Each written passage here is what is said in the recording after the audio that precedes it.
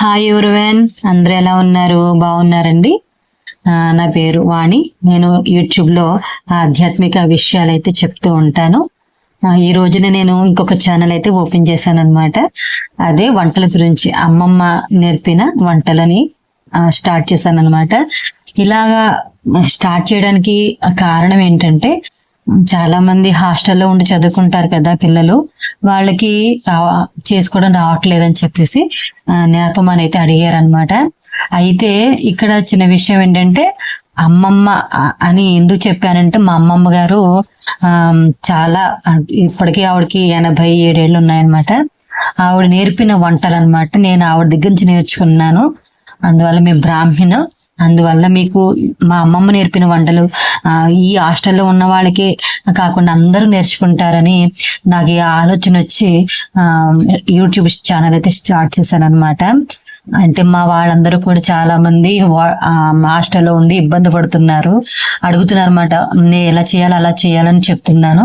అయితే వాళ్ళు అన్నారన్నమాట, మాలాంటి వాళ్ళు ఎంతో మంది ఉంటారు కదా, కాబట్టి యూట్యూబ్ లో పెడితే అందరికి ఉపయోగపడుతుంది కదా, ఇలా చేయని చెప్పి అన్నారనమాట. అందువల్ల నేను ఈ విధంగా స్టార్ట్ చేస్తున్నాను అనమాట. ఈ రోజున నేను మీకు చెప్పబోయేది ఏంటంటే, పన్నీర్ కర్రీ.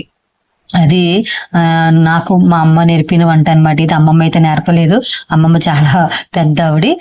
నేను నేర్చుకున్నాను మా అమ్మ దగ్గర అయితే, అని ఎలా చేస్తే బాగుంటుందని చెప్పేసి. అయితే మా అమ్మ నాకు నేర్పిన విధంగా నేను మీకు నేర్పుతున్నాను అనమాట.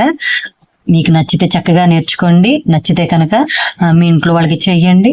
మీరు కూడా ప్రయత్నం చేసి ఎలా వచ్చిందో కూడా కమెంట్ సెక్షన్ అయితే తెలియచేయండి. ఎలా చేసుకోవాలనేది నేను ఇప్పుడు మీకైతే చూపిస్తాను.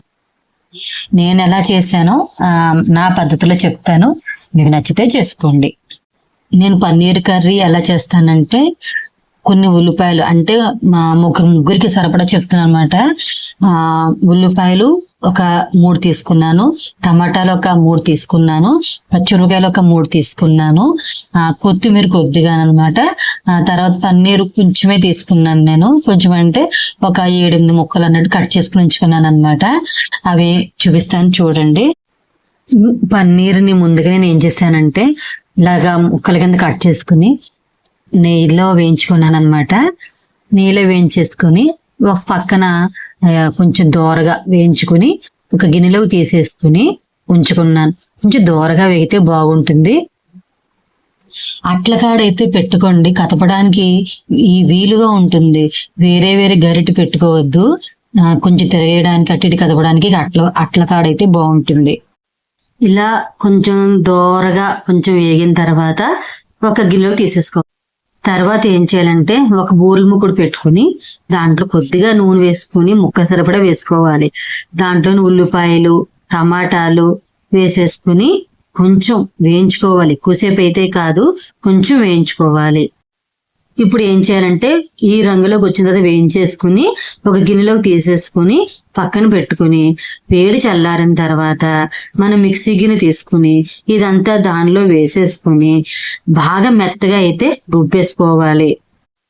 నేనేం చేశానంటే, బాగా మెత్తగా మిక్సీ పట్టేసుకుని తెచ్చుకున్నాను. చాలా మెత్తగా అయితే రుబ్బేసుకున్నాను, గ్రేవీకి అనమాట ఇదంతాను. ఉల్లిపాయలు టమాటాలు అనమాట. ఈ విధంగా మెత్తగా చేసుకుని పక్కన పెట్టుకోవాలి. ఇప్పుడు ఏం చేయాలంటే, ఇందాక మనం బూరెల ముక్కడు పెట్టుకున్నాం కదా, అదే బూరెల ముక్కడులో కొద్దిగా నూనె వేసుకుని దాంట్లో మనం మసాలా సామాన్లు ఉంటాయి కదా, అవి ఏంటంటే యాలక్కాయలు, తర్వాత లవంగాలు, దాల్చిన చెక్క, ఇవే. నా దగ్గర బిర్యానీ ఆకు లేదు, ఇవే వేసుకున్నాను. కొద్దిగా వేయించుకుని మాడకూడదు అనమాట. ఇప్పుడు ఏం చేయాలంటే, మనం ఇందాక టమాటాను ఉల్లిపాయలు మిక్సీ పెట్టుకుని ఉన్నాం కదా, అది పట్టుకొచ్చి దీంట్లో వేసేయాలన్నమాట. బాగా వేయించుకోవాలి. ఇందాక మనము కొంచెంగానే వేయించుకున్నాం కదా, ఇప్పుడు బాగా వేయించుకోవాలి. వేయించుకొని కొంచెము మనకి నూనె వదిలిపెడుతుంది అనమాట, అంతవరకు వేయించుకోవాలి. నూనె వదిలిపెట్టడం అంటే పక్కకి కొంచెం నూనె వస్తుంది అనమాట, అది అర్థము. తర్వాత దీనిలో అల్లం వెల్లుల్లి పేస్ట్ అయితే మనం వేసుకోవాలి. తగినంత ఉప్పు, తగినంత కారము, చిటికెడు పసుపు వేసుకుని బాగా కలిపెట్టుకుని కొంచెం వేయించుకోవాలి. తర్వాత ఏం చేయాలంటే, ములక్కాళ్ళు ముక్కలు తరిగి పెట్టి ఉంచుకున్నాం కదా, అది కూడా దానిలో వేసేసి వేయించుకోవాలి. ఈ ములక్కాళ్ళ ముక్కలు వేసుకున్న తర్వాత పచ్చిమిరపకాయ ముక్కలు కూడా వేసుకుని వేయించుకోవాలి. ఈ పచ్చిమిరకాయ ముక్కలు వేసుకుంటే బాగుంటుంది. ఇలా పొడిగ్గా తరిగిని ఉంచుకుని వేసుకుంటే చాలా చాలా బాగుంటుంది.